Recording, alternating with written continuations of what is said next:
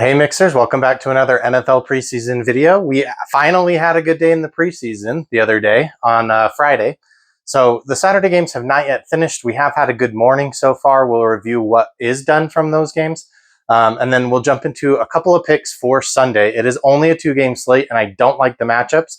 So for now, I only have a couple of picks for you. All right, guys, let's jump into that recap.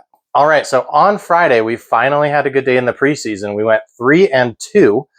Teteroa McMillan over 14.5 receiving yards. He had 43. I'm telling you, this guy's going to be a monster. You should draft him on your fantasy football team. Easton Stick over 10.5 rushing yards. He had 0. He did not take a single rush in that game. He played a great game. He was passing a lot. I wonder if the Falcons staff told him not to run because he generally does run in every single game that he plays, preseason, regular games, everything. He is a runner. So I'm wondering if they did tell him not to run.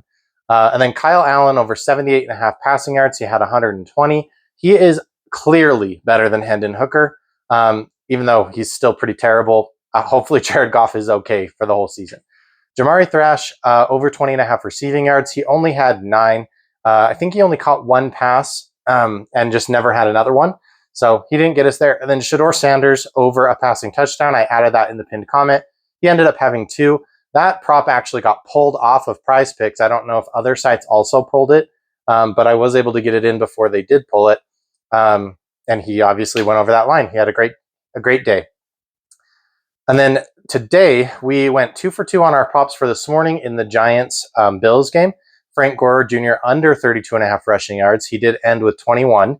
And then Jackson Dart over 68.5 passing yards. He ended with 154. The Minnesota Vikings game and the Texans game is going on right now. I'm recording this at halftime. And as of right now, Jalen Nailor only has 10 yards, and I don't think he's going to see the field again. I was under the impression that Jordan Addison, since he was suspended, was not going to be playing in the preseason games.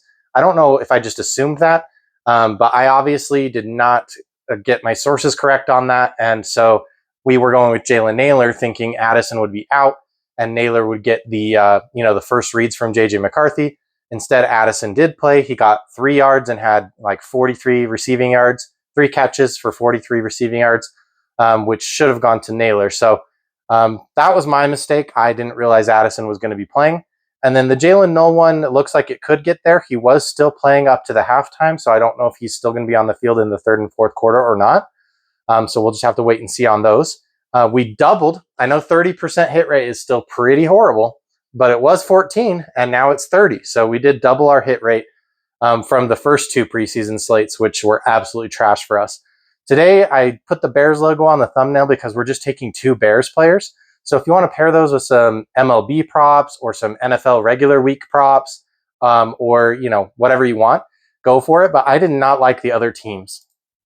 So first, we're going to take Tyson Bagent over 75.5 passing yards. He's technically in a quarterback battle with Case Keenum, and they do have another guy behind that. But Bagent has been with the Bears for several years now. He knows the 1s, he knows the 2s, he knows the 3s. I think there's going to be plenty of chemistry for him here to go way over this line, regardless if he only plays like a quarter or a quarter and a half. I think he's going to be just fine. And if he plays the whole first half, which I doubt, but if he does play the whole first half, I think he goes well over 100 here. And then we're also going to take Kyle Monangai, the running back for the Bears. Now, we're on a new strategy here, if you saw my other videos, where we're not taking the running backs that run straight up the middle. But in this case, we are, because the Bears just don't have any running back depth. So Roschon Johnson's most likely not going to play because he's a little banged up. And then DeAndre Swift most likely won't play. So they basically just have like 2 or 3 guys. And so I expect Kyle Monangai to get enough work to get over this low line for us.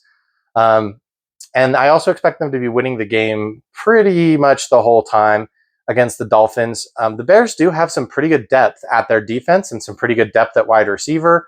The Dolphins don't. So the Dolphins don't have good depth on their defense or their offense. I do expect the Bears to win this game handily.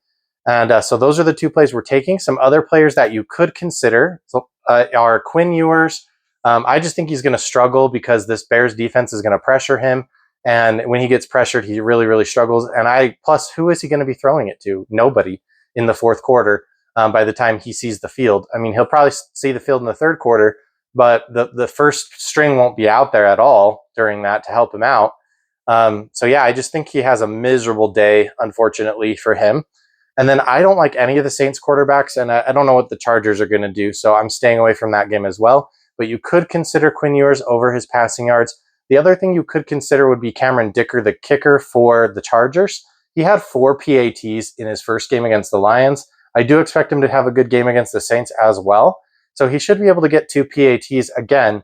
My only concern there is maybe they try some 2-pointers, like they go for some 2-point conversions, which they didn't do in the first game, and maybe get a little bit more tricky. So I might throw that in, I might not, but these are the 2 plays I'm playing for Sunday's games. Tyson Bagent over 75.5 passing yards and Kyle Monangai over 24.5 rushing yards. Let me know what you think in the comments, as always, and can't wait for football, the real season, to get started here. Thanks, guys.